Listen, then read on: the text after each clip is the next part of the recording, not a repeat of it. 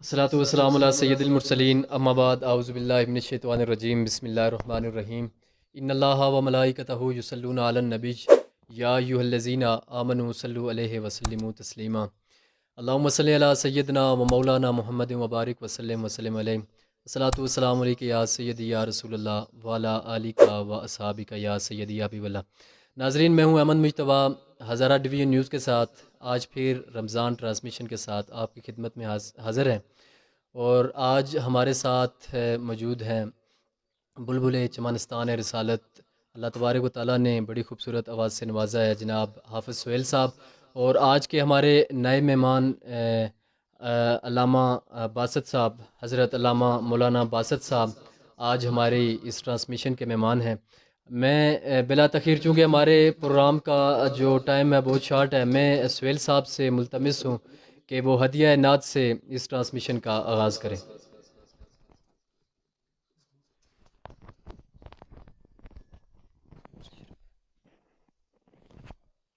اللہم صلی علی محمد وعلی آل محمد کما صلیت علی ابراہیم وعلی آل ابراہیم انک حمید مجید۔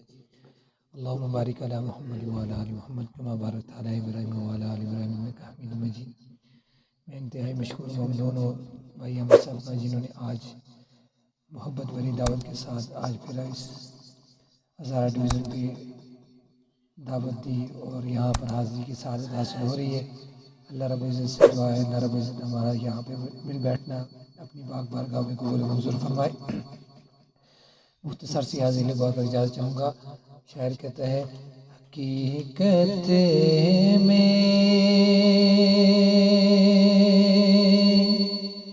وہ لطف زندگی پایا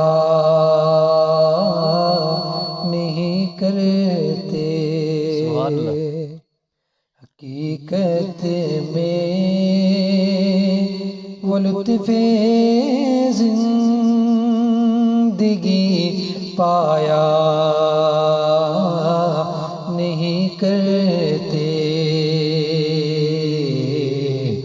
جو یادیں مصطفیٰ سے دل کو بہلایا نہیں کرتے۔ ارے او نہ سمجھے قربان ہو جا ان کے روزے پر، ارے او نہ سمجھے قربان ہو جا ان کے روزے پر، یہ لمحے زندگی میں بار بار آیا نہیں کرتے، یہ لمحے زندگی میں بار بار آیا نہیں کرتے۔ حقیقت میں وہ لطف زندگی پایا نہیں کرتے، یہ دربار رسالت ہے یہاں اپنوں کا کیا کہنا،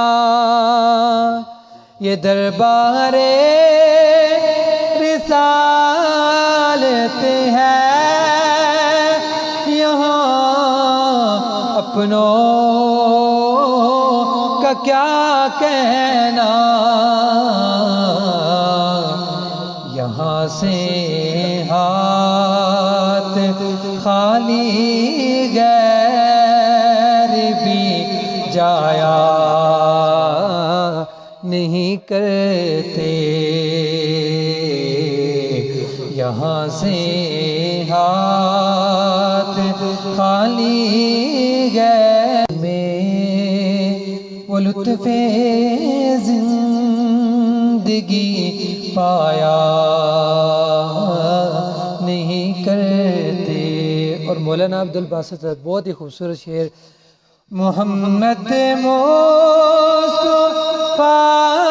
کے باغ کے سب پھول ایسے ہیں، محمد مصطفیٰ کے باغ کے سب پھول ایسے ہیں، جو بے پانی کے تر رہتے ہیں مرجایا نہیں کرتے، جو بے پانی کے تر رہتے ہیں مرجایا نہیں کرتے، حقیقت میں وہ لطف زندگی پایا نہیں کرتے۔ ماشاءاللہ ماشاءاللہ، بہت خوب بہت خوب۔ سہیل صاحب بارگاہ رسالت میں ہدیہ نعت پیش کر رہے تھے، اب ہم رخ کریں گے مولانا کی طرف۔ باسط صاحب، آپ کا شکریہ کہ آپ نے ہمیں ٹائم دیا آج کی اس ٹرانسمیشن میں، آپ نے اپنے مصروف ترین وقت میں سے ٹائم نکالا۔ عبد الباسط صاحب، آپ کے آگے دو کوسچن میں کروں گا۔ ایک تو میرے بھائی نے ہمیں میسج کیا ہے، ناظرین میں ایک بار پھر جلدی میں، پروگرام کا جو ٹائم ہے وہ بہت شارٹ ہے، آپ کوئی بھی سوال کرنا چاہیں تو سکرین پہ نمبر چل رہا ہے، اس پر میسج کر کے ہمیں میسج پہ بتا سکتے ہیں کہ ہمارا یہ سوال ہے، یا کوئی بھی ہم سے بات شیئر کرنا چاہیں تو ہم اس ٹرانسمیشن میں وہ آپ کی بات شیئر کریں گے۔ باسط صاحب، ایک تو یہ ہے کہ جب افطاری کا ٹائم ہوتا ہے تو بعض لوگ اذان کا انتظار کرتے ہیں، آپ ہماری رہنمائی فرمائیں کہ روزے کا جو ٹائم ہے یہ ایک اذان کے ساتھ اذان ہو تب روزہ افطار کرنا چاہیے، یا کہ اس کا ایک پراپر ٹائم ہوتا ہے؟ الحمدللہ وحدہ والصلاة والسلام علی من لا نبی بعدہ، اما بعد، بسم اللہ الرحمن الرحیم۔ سب سے پہلے تو میں احمد مجتبیٰ صاحب، آپ کا اور آپ کی پوری ٹیم کا شکریہ ادا کرتا ہوں، اور دل کی اتھاہ گہرائیوں سے ممنون اور مشکور ہوں کہ آپ نے مجھے وقت دیا اور مجھے بلایا آپ نے یہاں، تو آپ کا اور آپ کی پوری ٹیم کا انتہائی مشکور ہوں۔ دوسرا، جہاں تک آپ کے سوال کا تعلق ہے، ویسے تو ہمارے معاشرے میں یہ ایک رواج چل پڑا ہے کہ جب بھی اذان ہوتی ہے تو ہم روزے کو بند کرتے ہیں، اور اذان کے ساتھ ہی ہم روزے کو افطار کرتے ہیں، لیکن حقیقت کے اندر اذان کا تعلق جو ہے وہ صرف اور صرف نماز سے ہے، روزے سے اذان کا تعلق نہیں۔ میں آپ کے اس چینل کی وساطت سے عوام الناس سے یہ اپیل کرتا ہوں کہ روزے کا تعلق ٹائم سے ہے، ٹائم اگر ہو جائے تو روزے کو بند کرنا چاہیے، اور اگر ٹائم ہو جائے تو روزے کو افطار کرنا چاہیے، یعنی کہ اذان کا انتظار نہیں اذان کا انتظار بالکل نہیں کرنا چاہیے، کیونکہ اذان کا تعلق نماز سے ہے۔ عموماً آپ نے دیکھا ہوگا کہ ہمارے معاشرے میں سائرن بجایا جاتا ہے مسجدوں میں، اس کا بھی یہی مقصد ہوتا ہے کہ اب روزہ کھولنے کا وقت ہو چکا ہے اور روزہ بند کرنے کا وقت ہو چکا ہے، پھر سائرن کے بعد کچھ وقفے کے ساتھ اذان دی جاتی ہے۔ اس وقفے کے ساتھ اذان دینے کا مطلب بھی یہی ہوتا ہے کہ اس اذان کا تعلق نماز سے ہے، اس لیے اذان کا انتظار نہ کیا جائے، بلکہ جو ہی وقت ہو مسجد کے اندر سائرن ہو، فوراً اپنا روزہ بند کر دیں، اور فوراً اگر روزہ افطار کرنے کا وقت ہو تو فوراً اس کو افطار کر دینا چاہیے۔ جی باسط صاحب، بہت شکریہ، آپ نے ہماری رہنمائی فرمائی۔ اور آخری کوسچن میرا مختصراً یہ میں آپ سے عرض کروں گا کہ اس کی ہماری رہنمائی کیجیے گا، جو میں بہت ضروری سمجھتا ہوں کہ دین کا سیاست کے ساتھ کیا تعلق ہے۔ یہ ضرورت آج اس بات کی کہ چونکہ صحابہ اکرام رضی اللہ تعالیٰ اجمعین کی اگر ہم سیاست دیکھیں، پھر مختصراً میں عرض کروں، اگر ہسٹری کا ہم مطالعہ کریں اسلام کی ہسٹری کا، تو خلافت عثمانیہ تک دین اور سیاست ہمیں آپس میں ملتے جلتے نظر آئے۔ مذہبی لوگوں نے سیاست کی اور جو سیاست کا رول تھا وہ اپلائی کر کے دکھایا۔